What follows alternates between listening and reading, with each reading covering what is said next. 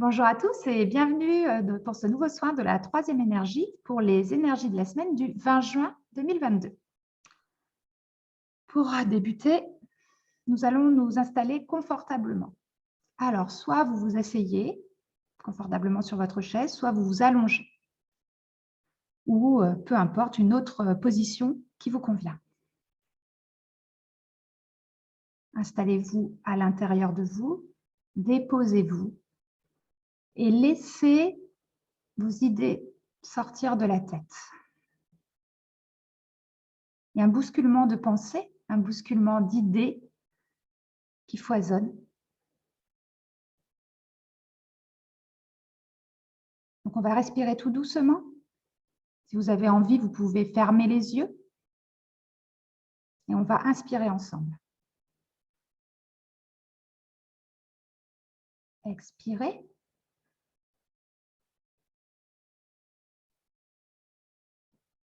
Inspirez de l'air et pensez que cela nettoie et que cela aide à faire sortir les pensées à l'intérieur de la tête. Et quand vous expirez, ayez l'impression de sortir tout ce dont vous n'avez plus besoin.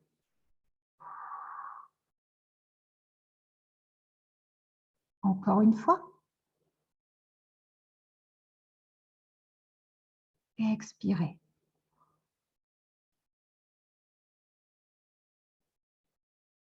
Sentez comme la détente est déjà induite à l'intérieur. Déposez-vous. Et moi, je débute le soin et je laisse la parole à Dorothée. Bonjour et bienvenue ici. Alors, je suis tout à fait en phase avec ce que captait Angélique parce que j'avais également une idée de confusion mentale. Confusion et une activité cérébrale qui n'arrive pas à se stabiliser, en fait.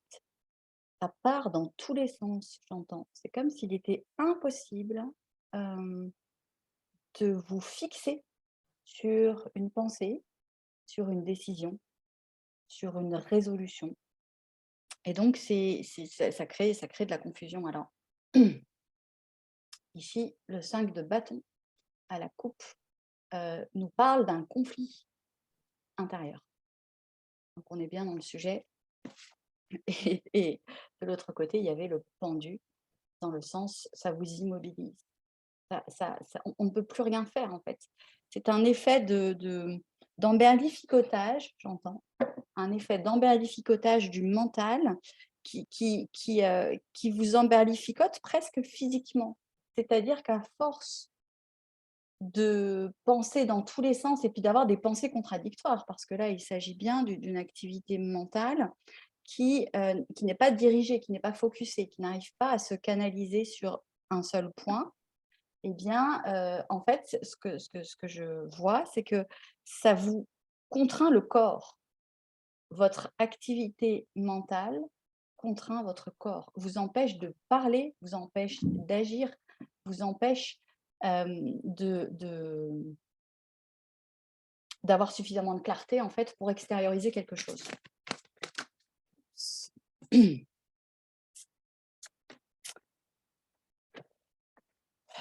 il y a de la rétention, ok. Ouais, oui. Très bien. Oui, il y a ici quelque chose à dire. Ah, c'est très émouvant comme énergie. Le chevalier de coupe, c'est une personne symboliquement, qui se déplace avec son cœur ouvert. Alors ici, c'est représenté de façon assez romantique, et d'ailleurs le chevalier de coupe est plutôt romantique, mais il se déplace, c'est-à-dire il transcende quelque chose pour aller dire, offrir. Alors ça n'est pas forcément par la parole, j'entends, ça n'est pas forcément par la parole, mais en tout cas, il s'agit de déverser dans le sens très positif, de déverser quelque chose au pied de quelqu'un d'autre. Il y a un message, il y a quelque chose que vous ne dites pas. Et je voudrais vraiment préciser que ça ne concerne pas ici que le domaine amoureux. C'est vraiment symboliquement, ça parle d'élan du cœur. Et c'est contraint actuellement. Cet effet d'extériorisation, d'expression de quelque chose qui provient de votre espace émotif, j'entends, de votre espace émotif, c'est contraint. Et ligoté, c'est fermé. C'est fermé en raison de cette suractivité mentale qui vous empêche, qui vous empêche de délivrer le colis, j'entends, de livrer le colis. Voilà. C'est vraiment quelqu'un qui frappe à la porte et qui dit: «Tiens, regarde, j'ai ça pour toi. Regarde, j'ai ça pour toi». C'est très tendre et c'est assez vulnérable ici comme énergie, hein. C'est assez, on a les chocottes ici quand même, hein. On a vraiment les chocottes, de frapper à la porte de l'autre et d'être comme ça à découvert et de dire: «Regarde, j'ai ça pour toi». Ici, on a 2 cartes de protection et de rétention. 9 de bâton, vous voyez quelqu'un qui se protège. C'est quelqu'un qui s'est mis à l'écart, c'est quelqu'un qui s'est un petit peu emmuré et qui est dans une position de méfiance et de défiance. En tout cas, c'est vraiment, là, j'ai quelqu'un qui a besoin d'être seul. Voilà, j'ai quelqu'un qui a besoin de se poser, d'être seul. Peut-être, est-ce vous qui attendez de la clarté mentale, qui attendez cette perspective, cette luminosité, cette lumière sur, ce que vous avez à franchir. Ici, le cavalier de Pentacle, donc on est encore avec un cavalier, ça veut dire, une énergie en mouvement. On peut supposer ici que, ce personnage a fait une partie du chemin. Vous voyez, il s'est élevé, hein, il fait une petite pause là, la petite pause, contemplative. Donc il a déjà grimpé.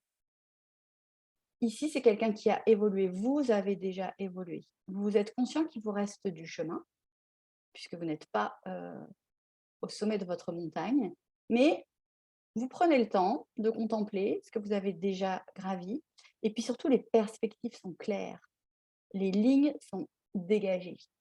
L'horizon est totalement, libéré. Ici, avec ces 2 cartes, ce que je perçois, c'est que vous avez besoin d'un repli, hein, d'un temps de repli, d'un temps de retrait, parce que vous figurez, j'entends, OK, vous vous figurez que, cet espace de protection que vous allez placer autour de vous va vous autoriser la clarté mentale et là, dans le message, j'ai un petit doute. Voilà, j'ai un petit doute. Je ne suis pas persuadée que cette posture-là vous conduise à cet endroit-là, à cet espace de vous. Voilà. Je peux percevoir que ce qui serait requis plutôt, c'est d'ouvrir, de vous ouvrir et peut-être d'oser ça. OK, ça y est, c'est devenu clair. Ce que j'entends, c'est que cette attitude de repli sur vous ne vous donnera pas ce que vous cherchez. Ce qui va vous donner ce que vous cherchez, c'est-à-dire cette jolie, heu, comment dire? Ce lever de soleil, en fait, qui va vous donner ça, l'action. C'est ce que j'entends ici.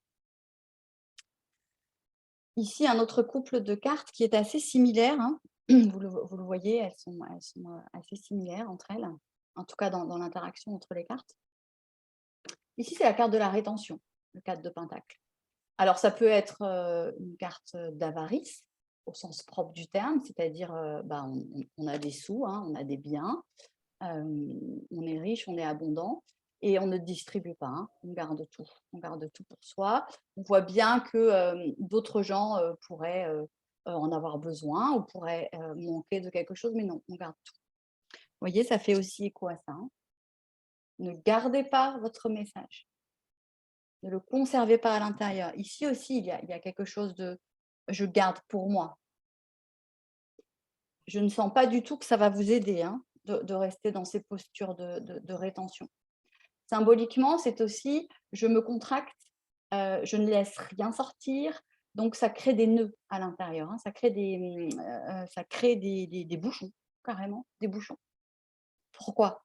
Parce que la vie, le principe même de vie, c'est la circulation. La circulation des biens, la circulation des messages, de la communication. C'est ça la vie, j'entends. À partir du moment où quelque chose est stagnant et immobile en vous, ou alors retenu délibérément, c'est un principe de mort. Dans le sens, c'est un principe d'immobilisme. Donc vraiment, ça se confirme ici hein, dans mon ressenti. Ces postures-là de repli sur vous ne vont pas favoriser l'issue que vous souhaitez. Ça, c'est sûr. Et ici, on a l'énergie de la 3 de bâton qui est très proche, hein, vous en conviendrez. À la différence près que la 3 de bâton, elle est le prélude de la 4 de bâton, qui est une très, très, très belle carte tarot qui nous parle de construction dans la matière. Vous voyez, dans la série, il y a l'as au début, on a l'idée créatrice, hein, le bâton, c'est le feu créateur. On a l'idée. Ensuite, 2 de bâton, on se prépare à l'intérieur de soi. 3 de bâton, on sort. C'est le moment où on sort, le 3 de bâton. On sort de sa zone de confort. On sort de son intériorité et on va à l'assaut un peu de la réalité, de l'expérience. Et on marche. Donc, c'est le moment où on se met en route dans l'expérience. Et qu'est-ce qu'on va trouver après le 3 de bâton? On va trouver la 4 de bâton. On va trouver l'altérité, on va trouver autrui, on va trouver la connexion, on va trouver le cadeau qui va nous permettre de construire. 4 de bâton, c'est solide. C'est la célébration, on est sur des fondations solides et on peut avancer. Donc, vous voyez ici ce qu'on vous dit. On vous dit, vos réponses ne sont pas dans cet espace de quant à soi. Alors, petite précision, après le 9 de bâton, je ne vous apprends rien, il y a le 10 de bâton. Le 10 de bâton, c'est le burn-out. Hein. C'est trop. C'est pas une carte très agréable, le 10 de bâton. Donc, si vous ne savez pas, entre guillemets, bien entendu, hein, vous mettre en position d'ouverture au moment du 9 de bâton, ce que vous allez, là où ça vous conduit, c'est à l'excès. L'excès. Le 10 de bâton, c'est un personnage qui a 10 bâtons très lourds à porter et qui n'y arrive plus. Donc, tout ceci est en faveur d'un mouvement vers l'extérieur et d'une confrontation. Alors, je dis le mot confrontation parce que vous avez peur, évidemment, on a tous peur. Hein. Mais maintenant, c'est l'expérience qui va vous apprendre. C'est le fait de vous déplacer avec votre cœur ou ce que contient votre cœur en termes d'idéal, pas forcément amoureux, hein, ça peut être professionnel, vos valeurs hautes et toutes ces choses-là sont dans cet espace-là. Déplacez-vous avec et osez les délivrer pour rencontrer les bonnes personnes, les bonnes situations et pour voir votre chemin se dessiner.